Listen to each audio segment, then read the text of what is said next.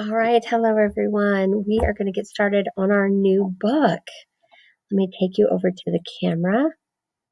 All right, we are going to start listening to Charlotte's Web.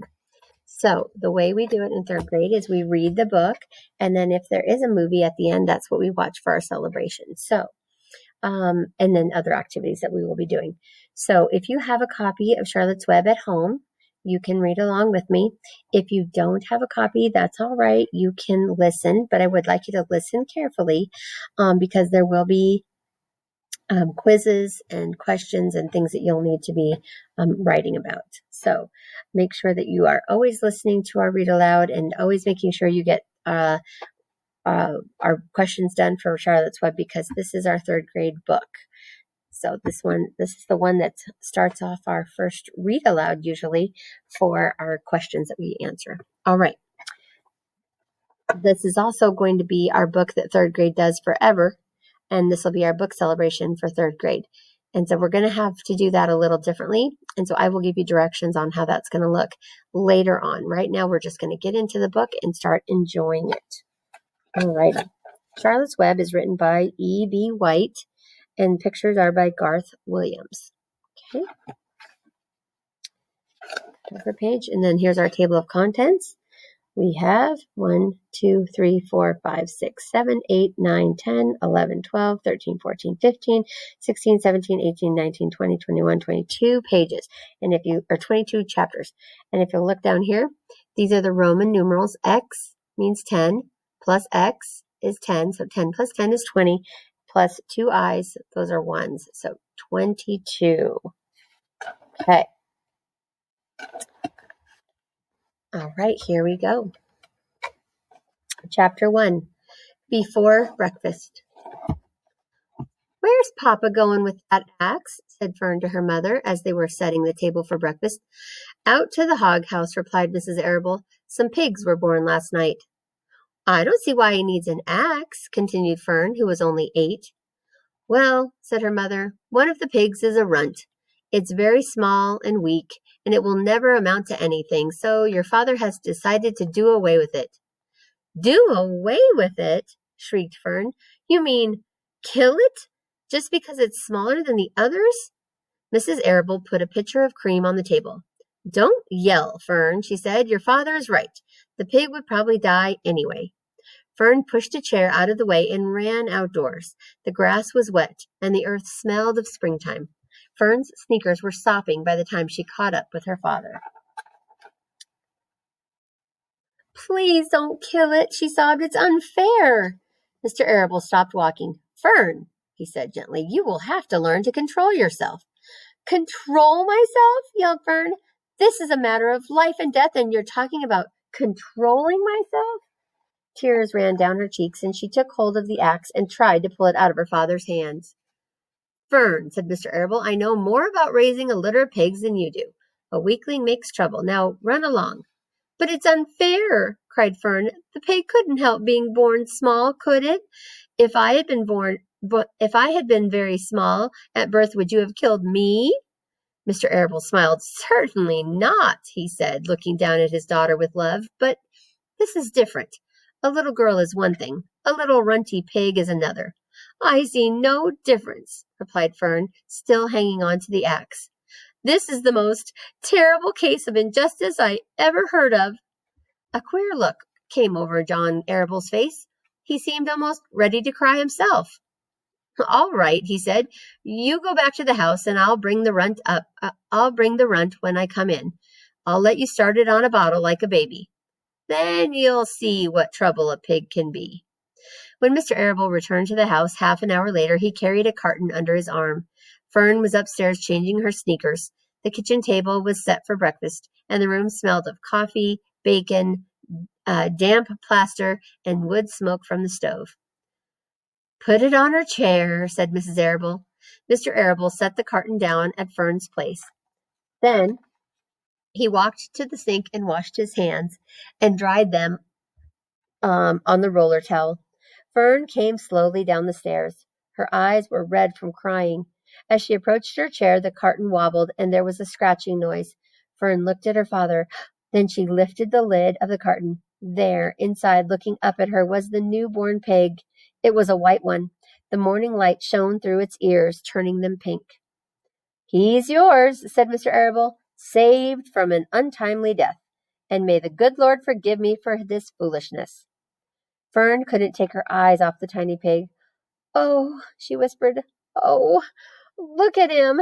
He's absolutely perfect." She closed the carton carefully. First she kissed her father, then she kissed her mother, then she opened the lid again, lifted the pig out, and held it against her cheek. At this moment her brother Avery came into the room. Avery was 10. He was heavily armed, an air rifle in one hand and a wooden dagger in the other. "What's that?" he demanded. "What's Fern got?" "She's got a guest for breakfast," said Mrs. Arable. "Wash your hands and face, Avery." "Let's see it," said Avery, setting his gun down. "You call that miserable thing a pig? That's a fine specimen of a pig. It's no bigger than a white rat." "Wash up and eat your breakfast, Avery," said his mother. "The school bus will be along in half an hour." "Can I have a pig too, Pop?" asked Avery. "No, I only distribute pigs to early risers," said Mr. Arable. "Fern was up at daylight trying to rid the world of injustice. As a result, she now has a pig. A small one, to be sure, but nevertheless a pig. It just shows what can happen if a person gets out of bed promptly. Let's eat." But Fern couldn't eat until her pig had had a drink of milk. Mrs. Arable found a baby's nursing bottle and a rubber nipple. She poured warm milk into the bottle, fitted the nipple over the top, and handed it to Fern. "Give him his breakfast," she said. A minute later, Fern was seated on the floor in the corner of the kitchen with her infant between her knees, teaching it to suck from the bottle. The pig, although tiny, had a good appetite and caught on quickly. The school bus honked from the road. "Run!" commanded Mrs. Arable, taking the pig from Fern and slipping a doughnut into her hand. Avery grabbed his gun and another doughnut. The children ran out to the road and climbed into the bus. Fern took no notice of the others in the bus. She just sat and stared out of the window, thinking what a blissful world it was and how lucky she was to have entire charge of a pig. By the time the bus reached school, Fern had named her pet, selecting the most beautiful name she could think of. "Its name is Wilbur," she whispered to herself. She was still thinking about the pig when the teacher said, "Fern, what is the capital of Pennsylvania?" "Wilbur," replied Fern dreamily. The pupils giggled, and Fern blushed. Chapter 2. Wilbur. Fern loved Wilbur more than anything. She loved to stroke him, to feed him, to put him to bed. Every morning, as soon as she got up, she warmed his milk, tied his bib on, and held the bottle for him. Every afternoon, when the school bus stopped in front of her house, she jumped out and ran to the kitchen to fix another bottle for him. She fed him again at supper time and again just before going to bed. Mrs. Arable gave him a feeding around noontime each day when Fern was away in school.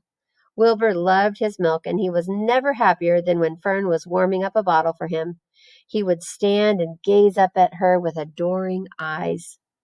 For the first few days of his life, Wilbur was allowed to live in a box near the stove in the kitchen.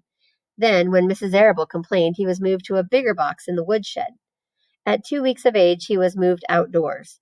It was apple blossom time, and the days were getting warmer.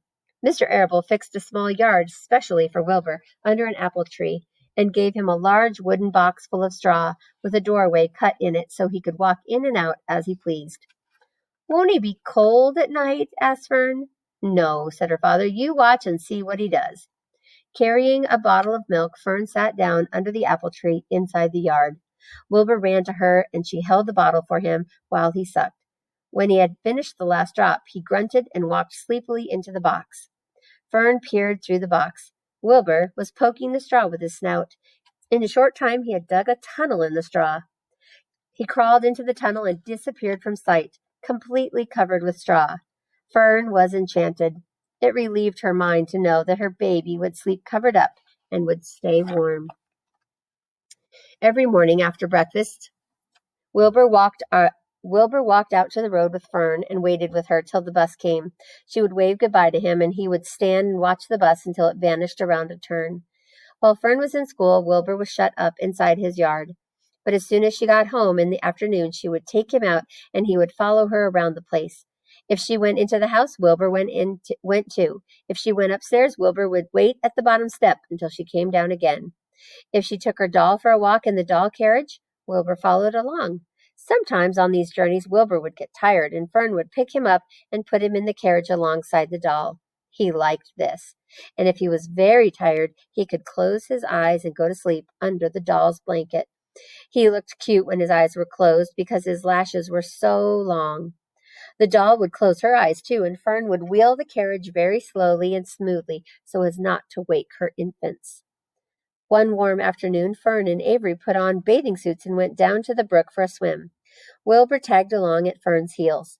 When she waded into the brook, Wilbur waded in with her. He found the water quite cold, too cold for his liking. So while the children swam and played and splashed water at each other, Wilbur amused himself in the mud along the edge of the brook, where it was warm and moist and delightfully sticky and oozy. Every day was a happy day, and every night was peaceful. Wilbur was what farmers call a spring pig, which simply means that he was born in springtime. He was 5 weeks old. Mr. Arable said he was now big enough to sell and would have to be sold. Fern broke down and wept, but her father was firm about it. Wilbur's appetite had increased. He was beginning to eat scraps of food in addition to milk. Mr. Arable was not willing to provide for him any longer. He had already sold Wilbur's 10 brothers and sisters. He's got to go, Fern, he said. You have had your fun raising a baby pig, but Wilbur is not a baby any longer, and he has got to be sold. Call up the Zuckermans, suggested Mrs. Arable to Fern. Your Uncle Homer sometimes raises a pig, and if Wilbur goes to live, you can walk down the road and visit him as often as you like. How much money should I ask for him? Fern wanted to know. Well, said her father, he is a runt. Tell your Uncle Homer you've got a pig you'll sell for $6 and see what he says. It was soon arranged. Fern phoned and got her Aunt Edith, and her Aunt Edith hollered for Uncle Homer, and Uncle Homer came in from the barn and talked to Fern. When he heard that the price was only $6, he said he would buy the pig. Next day, Wilbur was taken from his home under the apple tree and went to live in a manure pile in the cellar of Zuckerman's barn. All right. We are going to stop right there. Turn it like that so I can put a bookmark in it. But wow, what do you think? She saved him from an untimely death, her dad said. Meaning, even though he was new to the world, it was going to be his last day. Poor thing. And Fern saved his life. And so they're becoming just the best of friends. I think that would be so much fun to take care of a little pig. But here's the thing. Little pigs don't stay little very long. They become very, very, very large pigs. And as they get older, they get a little bit aggressive, I think. So, yeah, Fern would have had a big problem with that. But I wonder how this is going to turn out for them, having him at Uncle Homer's in the barn. So we'll check that out tomorrow. All right, I hope you enjoyed the first 2 chapters. And tomorrow we'll talk about it, and we will probably have a question about it. So make sure that you've listened very carefully to this video so that if you have to go back and listen, you can. All right, guys, I'm excited to start our next book. We're on our 3rd book already, so that's wonderful. I will talk to you tomorrow, and make sure you've done all of your work. Don't forget Spelling City and IXL, and let me know if you have any questions. Also, our Zoom meeting is every day at 11. So yesterday I had about 4 to 6 kids the meeting. So if you have any questions, if you want any help, you can go there, or if you just want to check in. So that's why it's called the check-in with Mrs. Martinez. You can just check in and say hi. You can say hi to your classmates that are there. We can just talk, whatever we need to do during that time. All right. Hope to see you tomorrow in our meeting. And if not, good luck with your schoolwork. And if you have any questions, please let me know. All right. Thank you.